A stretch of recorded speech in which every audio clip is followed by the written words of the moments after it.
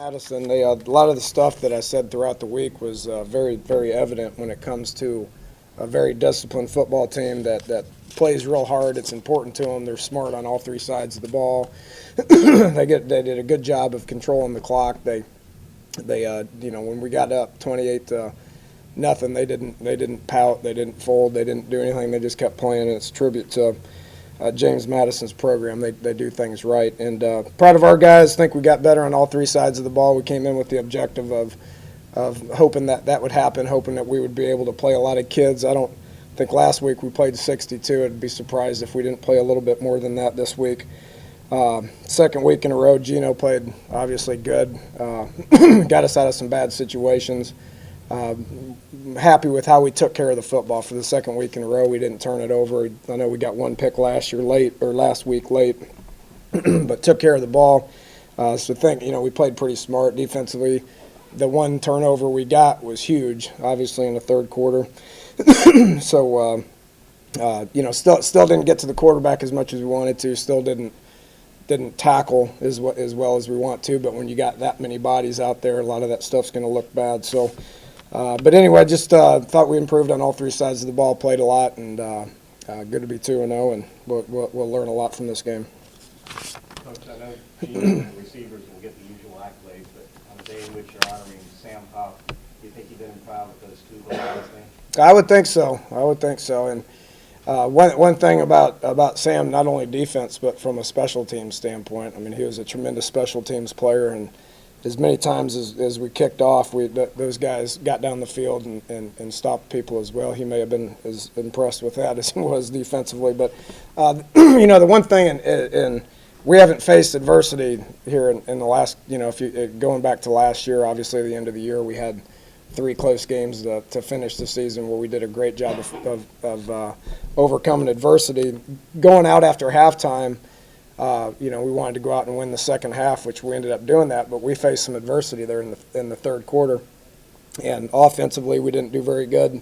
We got stopped on a fourth down, and then we took a safety, but then we scored 3 or 4 times after that, which was good to get back on track. And then defensively, we gave up some big plays to get backed up, which the 2 goal line stands were really impressive. So.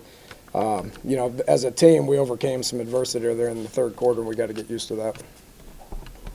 You're a pretty understated guy. You said Gino did good. What can you do better at this point after the 2 games you've seen him play so far this season? What areas do you see him improving? Just keep making everybody else around him better. Is the biggest thing. I mean, he's doing a great job of making checks. He's he's getting us in right plays. His completion percentage is off the charts. He's not taking sacks. So we got to clean some of that up, because when you face some of the D linemen that we're going to be facing, those aren't going to be as easy to get out of. So we got to do a better job of that. First time we've faced a lot of blitz in a long time, which we're going to be able to learn from that. He needs to do a better job of getting the ball out of his hands when they're doing a lot of blitzing, which James Madison did a good job of mixing that up. So when he sees it, he's got to get rid of the ball. He's not going to be able to sit there and scramble for 5 seconds all the time. So he's got to do a better job of getting rid of the ball.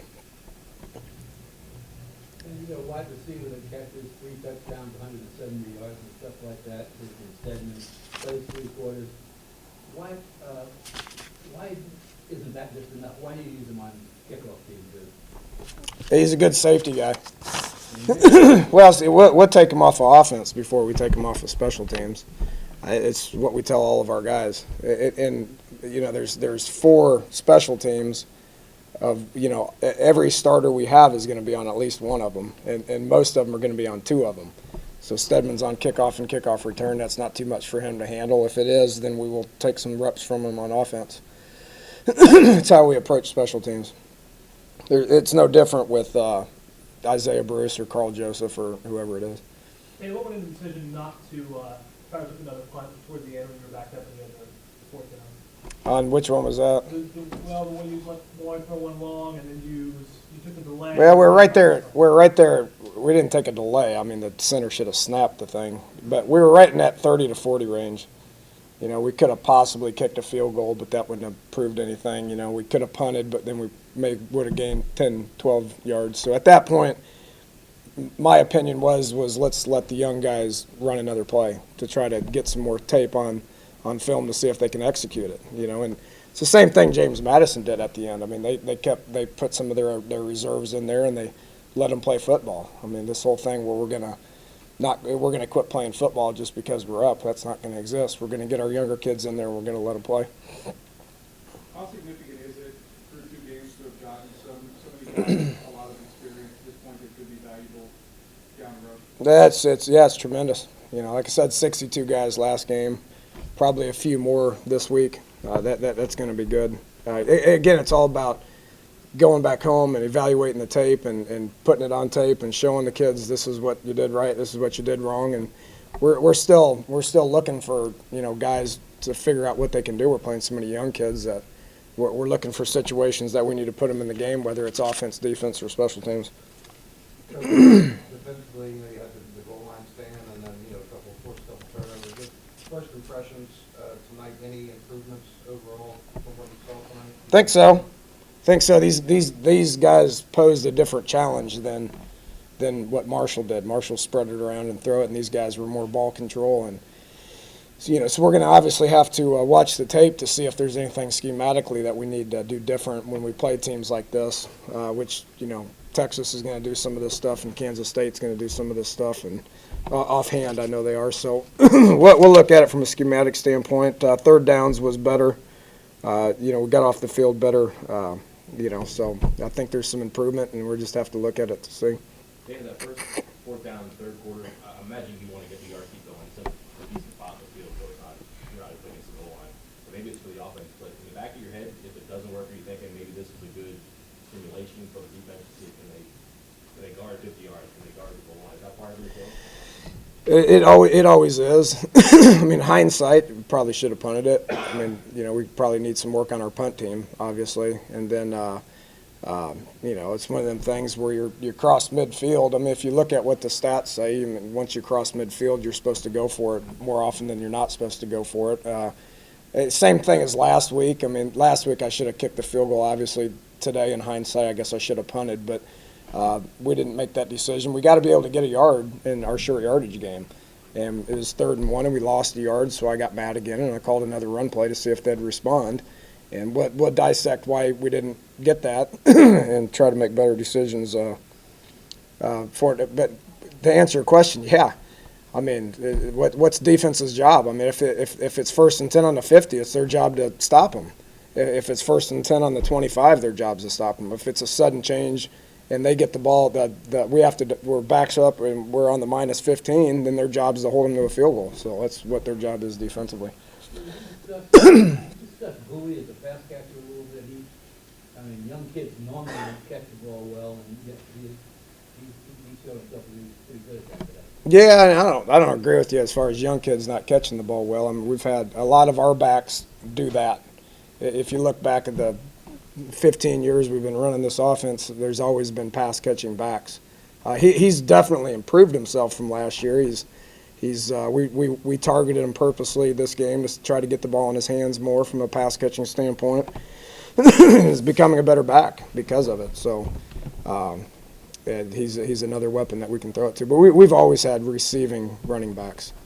I wouldn't say we've always had big, strong backs like Sean, but we've had backs like Bowie in this offense forever. Last week you said one day you had about 30 plays with the young guys. Mm-hmm. Did that turn into anything today? Those guys that got there that they did something that carried over to practice and got more guys. So you said you played more guys, right? Wasn't many of them, because when we do that back home, it's typically guys that are redshirting.